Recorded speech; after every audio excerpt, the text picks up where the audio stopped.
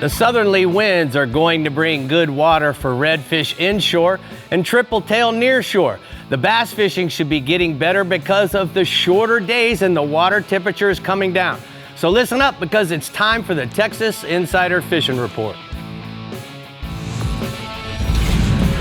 Welcome to the Texas Insider Fishing Report. Presented by Yamaha. Welcome to the Texas Insider Fishing Report. I'm Captain Rick Murphy, and Brie's still out enjoying her time with baby Leo. So my wingman tonight is my good buddy, Captain Jim Ross. Jim, thank you so much for filling in. How you doing, bud? I'm doing fantastic. It's a pleasure to be here again. My second Texas show, and I am so excited. You know, those guys were so welcoming in the first show when I was filling in for you, and I just hope I do as good a job with Brie. But I'll tell you, from bass to blue marlin, it's going on this week in Texas. So let's get out there and check it out. Absolutely. And let's not forget my other sidekick, Dave Farrell, at the workbench. What you got, Dave? Well, I'm still here, but we got some other fellows coming in. We got Ben coming in and Justin. They're going to talk about reels and rods and how to take care of them. Oh, that sounds like that's going to be fun. Yep. So first up, we're going to go to the Startron Middle Fresh region from Louisiana west to New Mexico and I-10 north to I-20 and all points in between. Our guide there is Matt Loescher. How's it going, Matt? Going great, Rick. Life is good. We got lucky there on the hurricane. We dodged that bullet. Fortunately, didn't get a lot of rain. We're certainly thinking about those east of us that were affected by that. But as far as the fishing goes, here in the Startron Middle Fresh region, you know, the fish have been a little bit stingy lately. We're kind of in that dog days of summer, tough bite kind of situation. But, you know, we see the end of a long, hot summer coming to us soon. And the days are getting noticeably shorter now, so that means the bite should be getting better soon. But until then, though, I'm going to give you a few tips for how to put some fish in the boat on these last few dog days of the summer. Starting out with the largemouth bass. I'm going to begin here in the eastern edge of my region at Toledo Bend. You're going to want to focus your efforts in that 10 to 15 foot of water with deeper water nearby. You're going to want to look for the spots that have a large area of that 10 to 15 foot depth range, like long tapering points or flats where the fish can move around that area chasing shad and staying in that depth range. A Berkeley crankbait and a topwater walking bait in shad colors are going to be your best tools for catching these fish right now. The bass are constantly on the move. It's hard to stick with them. So with that crankbait, you can cover a lot of water to find them and catch them fast while you've kind of got their attention. And be sure to have that topwater walking bait at the ready, because they're going to be coming to the surface schooling a lot right now. And if you can get that bait to them quickly and walk it right over the top of them, they will jump all over it, and it makes for a lot of fun. So just keep on the move and stick with them. Now over at Sam Rayburn, almost the same tale there. Very similar bite going on. The fish are schooling a lot, once again in that 10 to 15 foot range. They're out near the mouths of the creeks and the flats and some of the creek channel turns. Once again, the Berkeley crankbait and the Berkeley topwater walking bait going to be the tools of choice for catching them. And you may want to keep a Carolina rig ready as well. You know, it's just always good on Rayburn. Carolina rig always shines over there when those fish aren't at the surface. You know, they may be still right there near the bottom on that same area. So that's where the Carolina rig comes in. Now, moving up a little bit further north to Richland Chambers, the bite's been a little tougher up there as well. But Mr. Thurman Selman from Bass Specialty Guide Service has given me another report this week on kind of how to overcome that.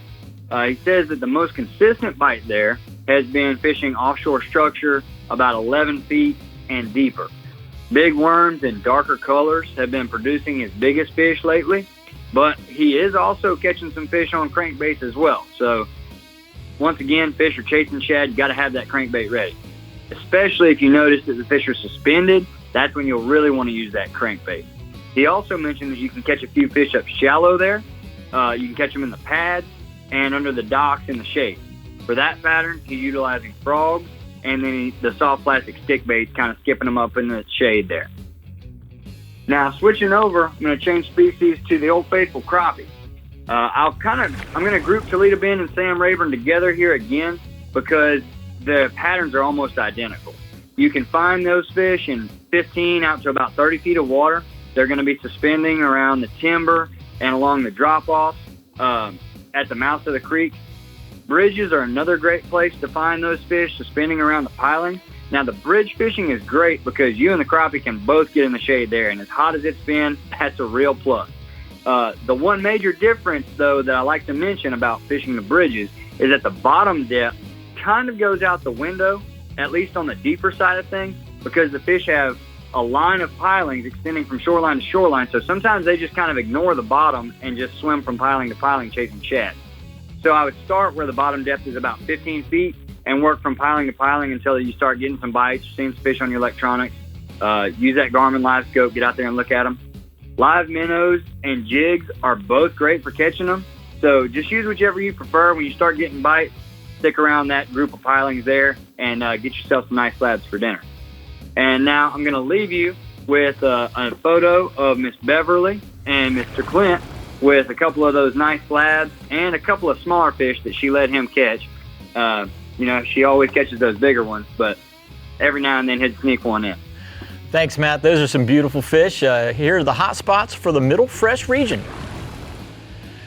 Matt says you got to get out there, check out those largemouth bass. They're going to be hanging in 10 to 20 feet of water. Crankbaits and walking topwater baits are best. Crappie are in 15 to 30 feet, and they will bite live minnows or jigs. Continuing with our guide's name, Matt, it's time for the Lower Fresh region with Matt Reed. We're talking from I-10 south to the Mexico border. It's also a big region, our biggest. So what do you got this week, Matt? All right, I got a lot of hot weather. Hey, but that means hot fishing. So let's get this thing going. Let's start off with a largemouth bass. I'm going to start off with my baby, Falcon Lake. The bass are biting extremely well right now. The numbers are reasonable. I'm catching 25 to 40 a day with several big ones included. We absolutely mashed them today. You want to throw a Texas rig 10-inch power worm in a plum color or a big hit worm on a stand-up head. That's for the best bite on the rocks. Main Lake rock and brush piles are the dominant color. The Texas rig works best in the brush piles. The stand-up head is best on the rock. Also catching quite a few, throwing a dredger crankbait in a chartreuse pattern. Just stay with the deep structure and you will catch some big ones during the day. Mike Bates sent me a report from Choke Canyon. Bass fishing has definitely hit the dog days over there. His numbers are down, but his size is still real good. This year, with the flooded cover that he's gotten, the threadfin shad population has exploded. There's falls of threadfin shad on the surface everywhere. Most days, there'll be a window where the bass will stool, busting the top on those shad. Best lures are lipless crankbaits and flukes in shad colors. Once they go down, you want to pick up a Texas rig, soft plastic stick bait to catch them after they go down. Otherwise, punching the grass, the matted hydrilla with a 1 ounce weight and creature baits has been the best way to catch some big ones. On the real sunny days, they're further back in the mat. On the cloudier days, they're only 3 to 5 feet back in from the edge. Just keep at it. When you find some, they're usually in groups, so check it out. Brian Cotter sent me a report from the Austin area. Lake Decker's fishing pretty decent. Some days are hot and a few days are slower. They're schooling early in the mornings in the discharge there. Small top waters and little swim baits will catch those school fish. Later in the day, look for the schoolies out on the main lake. Those fish are bigger, but they don't come up until later in the day, and you want to catch them with the same type of baits, little swim baits or top waters. Then you want to concentrate on the grass inside edge or the outside edge with a worm with a soft plastics is what you want to do after the school fish go away. Lake Travis, there's also some schooling fish there in the morning over the deeper water around the marinas. 1 to 2 hours is pretty much all that lasts. And you want to move out to the deep ledges. A lot of the bigger bass are coming from 20 to 50 foot of water on those rock ledges. Just recently, though, there's been a decent amount of fish showing up shallow right off the bluff banks, catching them on worms and jigs. Also, there's a few crankbait bites to be had there. Olin Jensen sent me a report from Lake Amistad. Water is clear as it always is there. Gin clear, beautiful lake. It's 47 foot below pool. Bass are good on the edge of the hydrilla in that 12 to 15 foot range. Texas rig worms and crawls have been the most successful around the grass. If you move out to the points, the drop shot and Ned rig on your spinning tackle, it's been a great way to catch some numbers of fish. Got 2 bass picks there. Sean Ramsey caught that first big one with me a few days ago. And that bottom picture is one of Mike Bates' clients from Choke Canyon with another great old big fish. Those are 2 big fish, Bub. Tell us about the catfish. All right, Falcon Lake catfish. Water level is dropping a bit, so the shallow cats have moved out.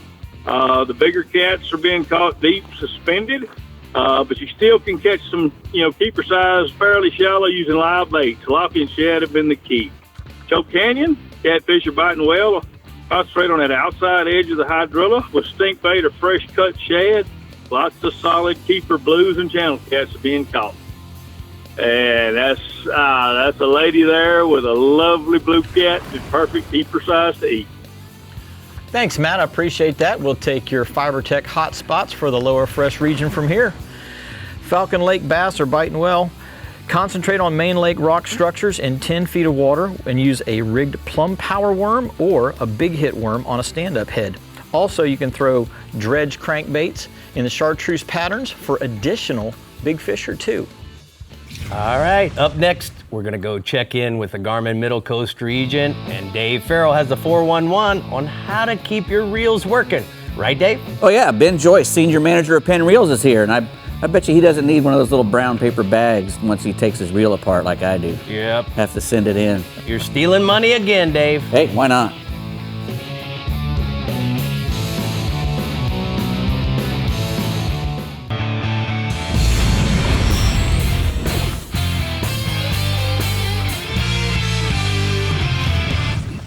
Well, we're here at Rigs and Techniques, and we got Ben Joyce here from Penn Reels, and he gets to play with these toys all the time, and they're just getting more and more complicated and more sophisticated to be able to do the things that we're asking them to do in harsh environments, salt water especially. Yep. And when you're doing some of the things we're doing with them, you got to take care of them, right? Absolutely.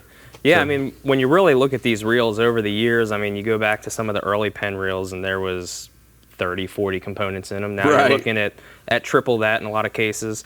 But, there's a lot of technological advances that are going into them. And same with anything mechanical, whether it's a watch, a car, anything, you need a little bit of TLC, a little bit of maintenance on them. And just remember, a little bit goes a long way. So we've tried to break this down into 3 things: a before and after, and a yearly thing. So what do we want to do when we're starting out to head, go fishing for the day? Yeah, so the first thing, I'm going to take it even a step further back than that, Okay. is when you get the reel, just get familiar with it. Spend, a couple minutes. Everybody likes to play with new things when they get them. Yeah, it's always a good day when that box comes. Yep, and there's a variety of reels, whether you're talking baitcasters, spinning reels, star drags, we got lever drags on the table. They all feel a little bit different, have some different features on them, and if you get familiar with how they work right out of the box, you're going to know if something goes wrong as later something starts on, going on, yeah. that it doesn't feel like it did when it was new. I And gotcha. straight out of the box, these are all ready to fish. They come greased, the drag is greased, the bearings, the gears are all greased, so you're good to hit the water. So if you compare everything that you're feeling out on the water to when it was brand new, you're going to know what you got to do. You're going to have your baseline. Yep, exactly. So what do we need to do once we get it ready to go? So really, I mean, if you feel your drag system, you know how smooth that's supposed to be, how your drag knob feels, how the handle knobs feel. All of that's going to be your baseline. And then when you get off the water, really you want to pay attention to getting all of that salt off of the reel. Salt is the enemy of anything metal. Right. Most reels on the market have metal in them. If they don't, they're probably not saltwater worthy, to be honest. Mm-hmm. So when you get off the water at the end of the day, the first thing is just going to be a quick rinse. But a rinse is not a rinse, and there's proper ways to do it. There's improper ways to do it. It's not as simple as just spraying it with the hose. Nope. So that's actually a question that we get an awful lot, is how do you properly hose off a reel? When you're looking at the different reels that are on the table, they all have a few different things that you got to do. The first thing is going to be you want to tighten down that drag system. The reason for that is when you actually look in the drag system, on a lot of notably our spinning reels, you can see that we have gaskets on here. In our lever drag reels, there's gaskets in there as well. Even though you get that free spool, they engage when they're under pressure. So you want to tighten down those drags so when you're spraying it off, that water is not getting into that drag system, and that's the #1 spot where if water gets in there, you're going to have failures. So what else are we talking about there, that crust and buildup? How are we getting it off with what kind of pressure are you wanting? Yep, so if you take a basic garden hose, water pressure is definitely important.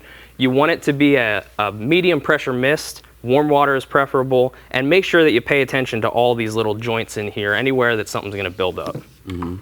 So after we get back, you want to wash them off with a good thing. Do you ever spray them with anything? Yeah, so we actually have a great product for that. It's called the Pen Rod and Reel Cleaner. You can spray it right onto the rod and the reel. If you have excess, wipe that off. Basically, it's a light film coating. It's going to prevent water from getting into any of those cracks, and it's just going to preserve the life of the reel in the long run. Now, do you use what kind of water do you use? Are you using hot water or warm water? What do Hot you water, like? Cold water? Hot or warm water if you can find it. If not, cold water is going to be perfectly fine. Just make sure that you're not using salt water. Okay, yeah, that's a good idea. Okay, about the yearly. Once you've made, how many trips do you think is a good time to maybe tear it all apart and go through it? It all depends. If you're a guy fishing 200 days a year, you want to do it definitely more often. If you're going out once or twice every few months, then you can definitely prolong that as long as you take those few steps when you store them. But when you get to that point where things are starting to feel a little bit wrong, instead of waiting until things really fail on you, get it in for a service. We have warranty centers all through Texas. We have our center up in Philadelphia, which is where we still make a lot of our reels. And we have a full service center up there that can take care of you. Awesome, man. That's great. Well, thank you very much for coming in. Thank you. There you go, fellas. Good job. I learned a lot, guys. Appreciate it. Ben, you might have a job in TV pretty soon. All right, well, if you like to fish Matagorda south to Aransas Pass, then listen up. Captain Bink Grimes is here to tell you what's hot in the Garmin Middle Coast region. Take it away, Bink. All right, I'll tell you what, our low barometer this week in storms of the Gulf has been a recipe for big trout. Numerous trout were caught and released this week while working the shell. Grassy banks along the north shoreline of East Bay have been holding solid trout for waders, tossing live baits and top waters. And then the upper end of West Matagorda Bay has been consistent on north winds for trout to 5 pounds over shell. Places like Coon Island, the Barge, and Half Moon Reef have been good. Then those other reefs have been holding large schools of trout on bass assassins, live shrimp, and little johns. Port O'Connor guide Lynn Smith says the high tides have scattered those fish in the back lake, but it's also been good for top waters in the back lakes. And a lot of trout ride on top of those reefs with the higher water levels. Waders are working the adjacent flats around Pass Cavallo with mirror sheep pops and soft dines, and those mirrors worked around the rocks the jetties have been producing as well. In Freeport, the back lakes and bayous around Bastrop and Chocolate Bay have been good for trout on the reefs. Live shrimp under a popping cork fished along the edges of drop-off have worked well. Rockport anglers, they found good trout on top waters around Super Flats and in Mesquite Bay. And then those tossing top waters and bass assassins around Mud Island and Trader Island on the incoming tide have produced as well. Redfish action has been really good here lately because we've had swollen tides from storm surge, and September's a prime time for redfish action. Bull redfish have begun their trek to the Gulf, and many have found a home around the beachfront, that first gut, and around the jetty area from Surfside to Port Aransas. All the jetties are players for this time of year. The Surfside and Freeport jetties are holding a lot of redfish on cracked blue crabs, mullet, and fresh table shrimp. And the Port O'Connor jetties is full of big reds in that 35 to 60 foot of water range. And then the same holds true for the rocks around Port Aransas. Guide Michael Roth at Matagorda said he took advantage of swollen tides this week and quickly caught his limits of redfish in West Matagorda Bay. He's been using live shrimp when available, but when not available, they're cutting up chunks of fresh live mullet and tossing them under corks. Waders have found good fish in West Bay while working the South Shoreline with live shrimp and gold spoons. And then guide Brett Swinney says schooling action is beginning on the shorelines. and those birds are pointing away to schools of 25 to 50 redfish, and that's always a true sign that fall is near. Their photo there, that's an herbicide redfish that we caught and released, put it back in the bay. There's a lot of real big redfish showing up in the bays right now, and anglers are tickled about it. Black drum, those elevated tides have been good for the redfish in the back lakes, but it's also great for black drum. They're hiding out in the same locale as redfish. They love shell reefs. Spots like Shell Island, Twin Island, Crab Lake, and Oyster Lake in Matagorda are traditional hot spots. Then in Port O'Connor, Bill Day's Reef, Panther Reef in the middle of San Antonio Bay have been good. Live shrimp has been the best, rigging it under a mid-coast cork with about a 12-inch leader. Then the Shell in Turtle Bay, Tres Palacios Bay on the incoming tide has been good for those nice eater fish at about the 20-inch range. Offshore, our tarpon action, we've had calm seas. It's been conducive to tarpon fishing, but it's just been a hit or miss type deal here lately. Most anglers are drifting mullet or live menhaden in front of rolling fish. Lure chunkers, they're tossing coon pops. Generally, we see better action for tarpon along the middle coast in September and early October, so we're hoping more poons will show up. And man, we just love to do that this time of year. We ask that you enjoy your Labor Day weekend in the Garmin Middle Coast region. Please treat your fellow man and boaters with respect, and please release more than you take from our waters, and just be safe this weekend. Thanks, Bink. Great report. And here are the MirrOlure hotspots from the Middle Coast region. Bink says that you need to check out the trout because they're really good when you're wading with softines over the reefs in East Bay, and the redfish action is good along the beachfront for spawning redfish right now. So get out there and give it a try. Here's your weekly reminder that if you'd like to win a chance at this awesome 1952 3100 Chevy hot rod, you can get your tickets at ccaflorida.org/hot rod, and the winner will be chosen at the end of September. So good luck on winning this beautiful truck right here. Would you like to win that truck there, Jim? Well, I would look good sitting behind that wheel. Well, when we return to the Texas Insider Fishing Report, we'll hear from the Fish Bites Upper Coast and the Alvey Lower Coast region. So don't go anywhere. We'll be right back. Joining me now is Steve Wolf from Berkeley Fishing. You know, Steve, at ICAST this year, we introduced a whole series of topwater lures with a lot of the Texas guys in mind. So why don't we share with them what we got for them this year for 2022? Absolutely. So we brought in a lot of topwater lures that you might be familiar with in the Texas market. They were in the bass market. We're carrying them over to the inshore market now.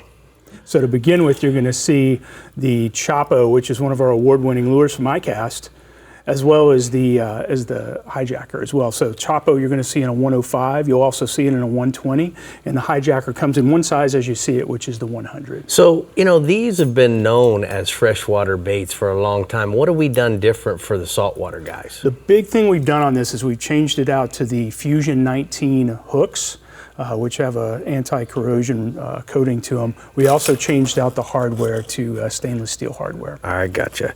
All right, so next up we got the Jaywalker and the Cane Walker. Very excited about these. So the Jaywalker to begin with, coming in two sizes, the 100 and the 120. You'll see that as just an amazing topwater walk the dog action. And then the Cane Walker, something kind of new for the saltwater market. Great popping action as well as maximum disturbance, and even walk the dog action as well. All right, beautiful. And then certainly we've got the Magic Swimmer and the Vibrato. Exactly. I'm going to hold up the big Magic Swimmer and the Vibrato with the spoon itself. So tell me about these lures. Absolutely. One of the great things about this, first of all, you can see with the segmentation on the Magic Swimmer, great action in the water in all sizes, whether it's a larger one you might troll or a smaller one you might use to go catch a trout in Port Aransas. And then the Vibrato is something you're going to see just great for jigging. Maybe you fish it off the jetty, down off the rocks. You know, the thing that's so cool about all these lures is that they cross over, you know. So, you know, when you go to a retail store, there something we should look for so we know we're getting saltwater hardware? Absolutely. Look for the red box. You'll also see it has saltwater hard bait on the bottom of it, so you'll know it's going to have the stainless steel hardware, and it'll be a great versatile bait you can transition. All right, so where do we go to find out more about them? So you can go to berkeleyfishing.com, or you can go to your local tackle shop. Look for them this fall. All right, guys, there you have it. New stuff from Berkeley Fishing. But you know what? We got to go to another region. So it's time for Captain Carl Weston in the Fish Bites Upper Coast region. Carl, tell us what's biting. Hey, Rick. Well, the flounder are biting, and these fish are moving around the bayous close to the end of the point. The outgoing tide seems to be the highlight, of the day right now for these fish. That water temp is about 86 degrees up in Sabine Lake. Coming back this way, it's 85 in Bolivar, so your summer fishing tactics are in full swing these days. Try to get out there early, take a long lunch, head back out in the evening. The evening bite is probably your best bet anyways. Plus, it's much cooler. This weather is kind of nasty right now in the middle of the day, so try and skip it. As far as your setup, the Berkeley Gulf Alive in the 4-inch pearl, shrimp, and mullet, that is a perfect flounder bait in the Upper Coast if you're going for artificial, and I love to use those. A good option for live right now is a live mullet, small, 3 to 4 inch, free line on a slip shot with maybe about a 1/4 ounce of weight. You can decide, what you like, your best weight is. But we have a picture today of Emily with a nice flounder. And then moving over to redfish, guys, St. Louis Pass right now seems to be the go-to spot for big reds. Wade fishing in the surf early in the morning has really been the time to get it done. Our favorite setup over there to use, and you've got somebody in there today that'll know more about this, but we're using that Penn 5500 spin fisher. This reel has 25 pounds of drag, and it'll hold 380 yards of 30-pound braid. Is perfect for this kind of fishing. This same reel and combo, I use this thing offshore, and for its weight and size, it's truly a beast. So back to the bays, there's some big schools of reds running in Trinity Bay right now from the channel all the way back to Bird Island. Moving east to around Sabine, before the storm hit or caused any commotion, Louisiana Bay was producing some really good fish on live mullet. The weather has been extremely hot these days, so please stay hydrated out there. Wear your proper safety devices, please, too. And we have a picture of Samantha with a big old bull red here this evening. Nice picture. All right, let's talk about offshore, Carl, where you make your money. Okay, we're going to go back and beat up those Dorado a little bit. I love catching them, and we all love eating them. The weather offshore has been absolutely beautiful. It's been like a lake out there, Rick. So we were on the hunt all week for mahi again. We got a few days that was just flat, and before those outer bands of the storm hit, east winds had pushed a bunch of weed lines up with a little debris in it. Good current breaks right now out there, pushing bait into these same areas. So fast trolling, topwater baits is where it's at. We've been trolling the R&R mahi magnets. They've been getting the job done. The Wahoo seniors have brought up some nice fish. Dorado in the 20-pound range, which is big for us. Right now, Wahoo in the 30-pound range is summer. They're not that big, but they're still a blast to catch and eat. So run about 7 to 8 knots will be your trolling speed that you're going to want to hit for your best results. Just remember, don't throttle back too much when you hook up. Try to keep some tension on these fish. And this is where your captain and angler communication is really big. So go have fun, fill the box with these great tasting fish, guys. And speaking of great tasting fish, we're going to bump over a little deeper, talk about some golden towel today. Like I said, with these calm conditions, we got a few days out there to deep drop, and the current had even slowed down a good bit.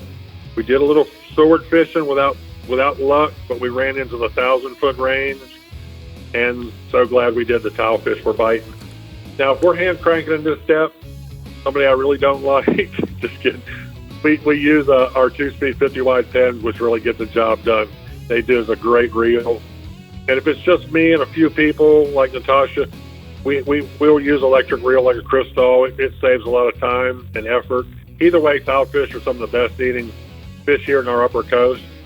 And depending on the size of fish, your targeting will determine the size of R&R tackle tilefish rig I use, since they run from a 5/0 all the way up to a 9 and 10.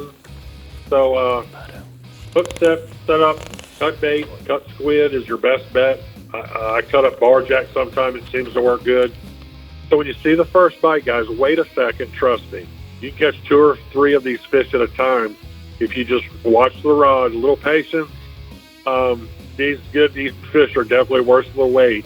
And we have a picture of your friend Rick Ryan with a little stringer of tile on an R&R deep drop rig. Nice. Nice. Thanks a lot, Carl. Here's the R&R tackle hotspots for the Upper Coast region.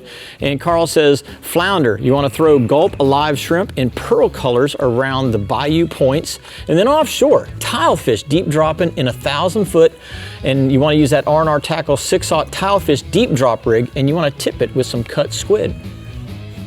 That's good stuff, huh, Jim? I love tilefish. They taste so good. You know, Jim, not many people know that Captain in the Alvey Lower Coast region and I share a deer cap. Now you know, and now everybody else knows, but we also are good friends. Chad Kenny is my man there.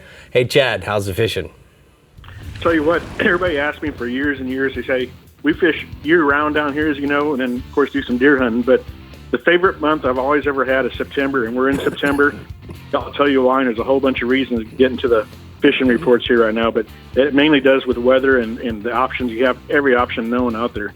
So starting with the inshore, the calmer conditions like this, it's a lot easier to be seeing schools of black drum and redfish schools moving in and off the flats, off the reefs, oyster reefs up in Corpus area, and in their drop-off. So it makes it a lot much easier to target them, be able to see them. The redfish are schooling up along the King Ranch shoreline and across up in the flats. Tie on early, some saltwater sass and paddletails, and that Berkeley Jake Walker 100. My favorite color is that bone, especially early. And have these things ready to to throw right in the schools of those reds when you see them. When I mean ready, I mean if your buddy's driving the boat, and I got 2 up front, and I'm like, get ready. You better, if you're doing a pin, open face, have it ready, or ambassador. And if you're doing a spin fisher, then have the line right in your index finger so you can cast. What's going to happen is you're going to slide right up on these fish. And your best shot you're going to have is when that boat's sliding to the stops, cast right on the edge or into that school, and you're going to hammer down. It's going to be a lot of fun. So make sure, like I said, have everybody ready and to go that. When you cast in a school, you can get multiple hooks up. Definitely avoid running through the schools. All it's going to do is separate them, mess up the rest of your fishing for the day. Just stay in casting distance from them. And if they do start scattering or you push them too much or some other boat ran through there, then the best bet is kind of try to find another school or maybe go up farther in the flats and go ahead and wade fish and spread out your anglers on that, and you'll still get into them. Some of the red fishing's been great. It's been 30, 40 fish days here in the mornings early. Black drum, like I said, they're schooling up. Normally we don't target a lot of their stuff down here, but you definitely see them. They're in some really, really big schools. We're using a 1/4 ounce to an 1/8 ounce around there jig head. We're attaching a strip of fish bites to it. And what we do is on those, you can just drift to them. They're not as spooky, like I said, so you can cast right in the school, right in the middle, right in the front. Kind of let it lay in the bottom. These fish will feed on the bottom. They'll pick it up. Once they do, kind of let them go with it a little bit and stick them, and you have a lot of good fight with them. And of course, they're good commercial fish as far as eating wise. So you get them in that slot size, they're good to have. And there's some oversized 30 inches plus in there too. Moving to offshore, which is my favorite time of year. Talking about September, I'm get fired up. We've been doing everything here lately, and it's great through October here on the offshore stuff. You can head out for billfish. You can deep drop, as Carl was talking about. You go state water snapper fishing still on. So you can pretty much do everything in your arsenal you got and let your crew handle what they want to do. So heading out for deep dropping, he was talking about tilefish. I can do the same things with these calmer winds like this. It makes it a lot easier to drift out there deeper. We are fishing in that 1,000 foot of water, about the same depth, a lot farther south than him. But the best thing to do if you guys aren't going to use electric wheels and you want a hand crank, which my wife does that, she's hard-headed, and everybody else, I don't mind doing it. So the thing I love the best is that 8500 Battle or the Spin Fisher pan. Put that up with some 60-pound diamond braid. Get it pre-rigged with those R&R tackle. They got the heat shrink and the glow on them and everything else. They're rigged up perfect. I like that 5 to 7 knot. Works the best. They're pre-packaged, like I say. You just open them up, put them on, hook, and go. The best thing to do is also on that blue Carnage rod. It's been out for quite a while, the jigging rod, but that thing's like indestructible. We use it everything from, of course, yellowfin to the deep dropping. And you can put some really heat on it because you're going to have some heavier weights of those tilefish. Like Carl said, get a couple bites before, so hopefully you can bring a couple multiple ones on there and tip it with some squid for the best shot. We got a nice picture up here with golden tilefish. Beautiful. Nice. Love those There's fish. some thick ones out there, so this is just all one trip, so I'm getting messed up. I'm going to run out of time probably. But anyways, deep dropping for swordfish, can be very rewarding. Some daytime dropping. You'll need to be prepared with a whole bunch of tackle. Pre-preparation's key on this stuff. You'll be dropping well over 1,000 feet plus. So have many, window weights or 5-pound weights, whatever you're going to be having. That can be breakaways. So when you get down to the bottom, you're not dragging your breakaway and let that rig free float. It can be a whole squid, or it might be a soda bonita belly on there, floated in that strike zone. What you're going to need for this is a minimum of a 50 wide international pin, but I'd say I just go straight to an 80 or a 130. And this past weekend we used that Hooker electric reel, which works great on these 80s and 130s, because if you don't hook them up, you got the speed to go change and rebait. It also allows you to go ahead and manual gear if you want to, hand crank one of these big guys. Because some of these are up in the 300 plus pound range. Slow drifting also helps this time of year with these canyons and Oasis Dome, all stuff. Gets you look, it doesn't speed you across that area. And make sure you keep the pressure on these, but not too much, since it's very easy, as everybody knows. We've done this before. The mouths are real soft. They'll pull on the swordfish. And then during the nighttime, go ahead and bring your baits up probably from 50 foot to 300 foot below the boat, stagger them out doing that. So we got pictured. This is just a one-day, 24-hour trip, basically. We got swordfish, we got tilefish, we got grouper, we got scamp grouper, we got snapper on the way back to the state waters. Awesome job, Chad. Awesome report, and thanks a lot. We're going to check out the shallow sports hotspots for the lower coast region. Captain Chad said that you need to check the black drum and redfish because they're schooling from Corpus all the way down to Arroyo City, and then offshore. He basically says everything's out there, as you just saw in the picture. You can troll for billfish, you can deep drop for tiles or swords. Out past that 1,000-foot zone and hit the red snapper on the way back in. You're absolutely I'm right. talking some groceries. Yes, you are. Up next is the Upper Fresh region, but first, Dave and Justin from Abu Garcia are going to teach us about rod design. Right, Dave? Yeah, we're going to teach you about these nice, cool Veritas rods from Abu Garcia. Nice. What makes them so special.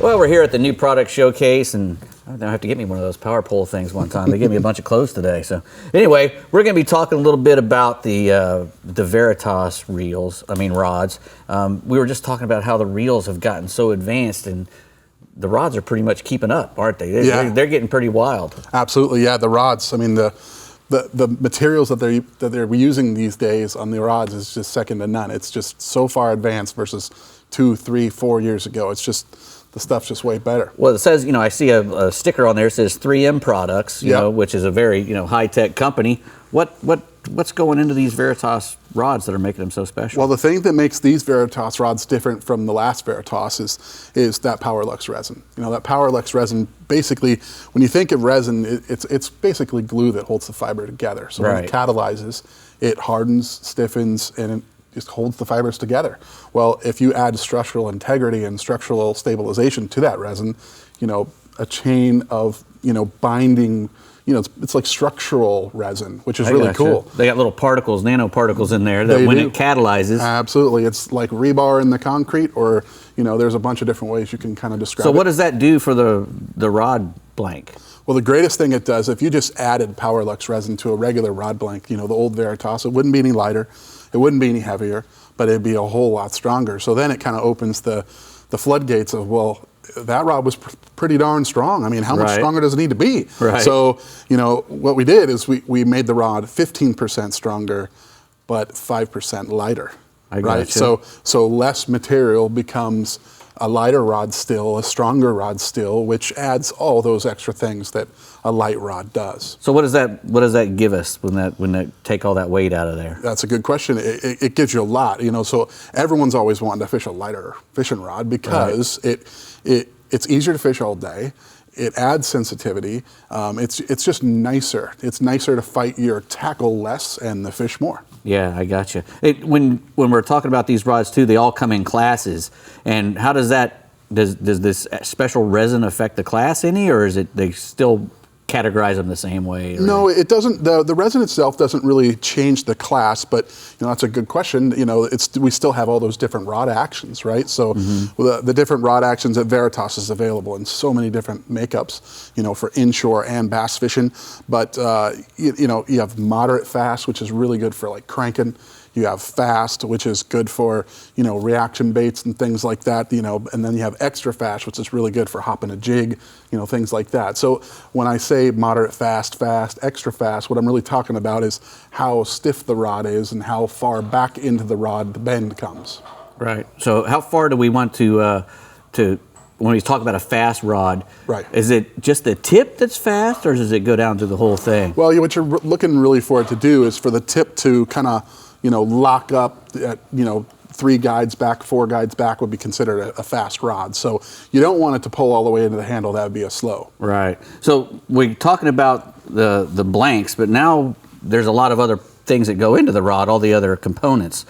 What's really nice about the components on the Veritas? Yeah, like you said, with having such a light blank and all that, you don't want to add things to that. You want to load it down. You want to load it down with different stuff. So we have very low profile guides and components on these, and that low profile just accentuates the weight savings in the blank that much more. They're high quality, corrosion resistant, stainless steel, really hard rings perfect for super lines, things like that. A couple other things too is these new reel seats. Right. A lot of reel seats you'll see it's just an extrusion. It's a plastic extrusion, plastic molding, but this with the soft touch paint, it's structurally the same, but it's just that much more comfortable. Has a really nice feel to it. Yeah. And I see where you've also got, the closed cell foam. Yep. Does that stay clean? Is it, stay it pretty does. clean, easy to clean off? It actually will get dirtied up, but it is closed cell, so you can get it clean. I always tell people just use a Mr. Clean magic eraser. Works perfect. Go. I got, when you're, I see that you've got different little things. Okay, well, I guess we're going to take off then. We're done. Okay. I was just told we were out of time. Okay. Well, I really appreciate it, brother. No problem. Boy, don't you just love that when Nicole just yanks it right out from you got to get out of there, Dave. You know what, Jim? Last but not least is the Upper Fresh region from I-20 north to the Texas line. Johnny Geis is our expert there. Give us the lowdown, Johnny. Hey, Rick and Jim. Well, right now, the big old bass on fork, they're biting best at night. The late afternoon bite's kind of fair, starting around 6 o'clock. We're throwing these Berkeley crankbaits. They're producing in the 15 to 20 foot right before dark, and then it's time to hang those up, rig up some Texas rigs, and look for those underwater green lights and start fishing them. The shad, they'll show up shortly after dark. Bites been best from about 9 p.m. to 2 a.m. When you fish these lights, you need to approach them slowly, set up on the outside of the lighted area. The larger bass will patrolling the perimeter, and they bite best just outside the light. So since most of the lighted docks have plenty of brush in it, it's best to use that Texas rig plastic worm to keep it from getting hung. Worm can be fished slowly through that brush, and the big bass, they'll usually hit it right after it falls over the brush pile. Sometimes topwater bait on some nights, like the Berkeley Chapo, is a good choice when the fish are feeding near the surface. Medium-sized Berkeley crankbait also works good on some nights as well. So one thing, be respectful of these dock owners and don't get on their docks or shine the lights towards the house. Here are a few tips for night fishing on Lake Fork. Be sure you're launching your boat as close to the area of the lake you plan to fish so you don't have to do much running around in the darkness and all these stumps. Be sure you're organized, have your headlamps nearby to assist in landing the fish and tying on your lures. Keep that boat organized and don't have too many rods on the deck at one time. Usually 2 or 3 rigs are enough. Make it easier to land fish in the dark. Expect the bugs and the mosquitoes on most nights, so take that bug spray. Watch your weather. Don't get caught out in the storm or high winds at night. Guide buddy Brian Dupershane, man, he's been having some good night success lately. His customers landed several big ones this week. Got some pictures in a minute. Another well-known guide on Lake Fork's Randy Oldfield. He probably has more nighttime experience on Fork than any other angler. Randy and his clients catch numerous double-digit bass at night in the summer, and he's been reporting great success also. Here's that picture of Brian Dupershane's customer, Robert Nall. Got an over-the-slot lunker caught at night last week, about 8.5 pounds. And also a picture of Randy Oldfield with another double-digit bass. So if you're looking for a nighttime bass trip, consider giving Brian Dupershane and Randy Oldfield a call. Temperature is much better at night. Angling pressure is low, so try some night bassing this month if you want a big chance at some of these Lake Fork big ones. Next up, good news on Lake Welsh. Made a trip back over there today, and man, the fish is great. We had 51 bass by noon. We're glad to see that everything's looking back better. No more dead fish from the fish kill. The hydrilla is breaking up, and the water temps have dropped some in several areas of the lake. We found the bass in several areas where the water temps dropped below 100 degrees finally. We were the only boat on the lake, so on a weekday trip, and it was fun having the whole lake to ourselves. We started out fishing shallow, found these bass holding less than 5 foot early, hitting weightless plastic, redbug, Texas rig worms. I rigged up my Abu Garcia spinning rod and that Revo reel with 4-pound line. It's real clear over there. Fished a Ned rig 10 to 15 foot, and once the sun got up, started using that to catch some quality bass in the 3 to 5 pound range, and man, that was a lot of fun. This ultralight setup was a blast to fish and made for some great action. When that power plant's running, the current's on, the lake seems to trigger a much better bite. So some days the plant may not be generating much, but there's always some current, and that's when that light line seems to work best for me. Lake Welsh is my favorite place to fish this time of year, even though it's August and it's a power plant. The fall bite starts early here since these bass will start spawning in December. So usually by September 1st, a good topwater bite starts. Fishing will be even better. Got a couple pictures from my trip this week. Pretty nice fish right here on that lake right down the road from Lake Fork. So give old Lake Welsh a try if you want to catch a bunch of hard fighting bass. Don't forget to check out the Lake Fork Marina when you're here for the Berkeley tournament. They have the best selection of Berkeley soft and hard baits on the lake, as well as Bayo glasses and Abu Garcia rod and reels. Come get you some. Thanks a lot, Johnny. Now here's the hot spots for the upper fresh region. Johnny says the Lake Welsh hot water fish kill is over and bass are starting to bite again. Water temp is 94 and the bass have moved shallow between 4 and 15 feet. Ned and Texas rigs are working good. Lake Fork bass have been biting best at night under green lights. Use shaky head worms and Texas rig plastics for best results. Well, I don't know how the boys club did it, but somehow or another we got through the night without our wonderful, pretty Brie, whose baby Leo is around, so she's got. He's around. She's got her hands full. 9'7", he's for sure around. He's around. Hey, good job, you know. Appreciate it. Dave, good to you be going here. out there to fish with Johnny here pretty soon, I think? Yes, I am. I'm hopefully going out there in October. All right. Gonna use that Ned rig. It's a killer. Wow, I hope. You know, the other thing, guys, the guys from Penn and Abu and Berkeley did a really good job. We appreciate them taking time out of their busy schedule. And you guys, if you have any questions, you can certainly hit us up on our website, the Texas Insider Fishing Report. See you later.